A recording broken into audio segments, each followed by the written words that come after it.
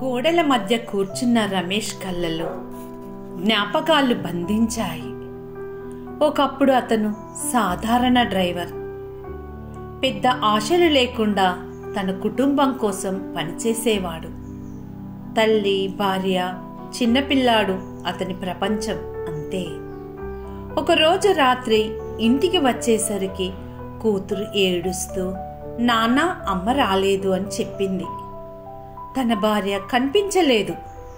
ఆ రాత్రే రమేష్ జీవితాన్ని మార్చేసింది. పోలీసులు వచ్చి నీ భార్య మృతి చెందింది అని చెప్పారు. ఆ షాక్తో నేలపై కూర్చున్న రమేష్ నేను చంపలేదు సార్ అని రోధించాడు. న్యాయం అతనికి దూరమైంది. ఆధారాలు లేవు, కానీ అనుమానాలు మాత్రం అతన్ని హంతకుడిగా మార్చేశాయి. తన చిన్న బాబు నాన్నా తిరిగి వస్తావా అడిగిన మాట అతని మనస్సులో ప్రతిరోజు మార్మోగేది.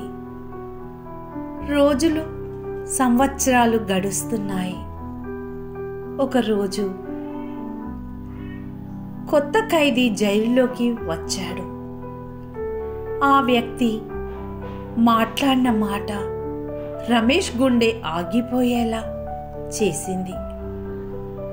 నీ భార్యను నేను చంపాను అని నిజం బయట పెట్టాడు. కానీ ఆలస్యమైంది. రమేష్ 10 ఏళ్ళు జైలులో గడిపేశాడు. బయటికి వచ్చినప్పుడు తల్లి చనిపోయింది. కొడుకు పెద్దాడయ్యాడు, కానీ తండ్రిని గుర్తించలేదు.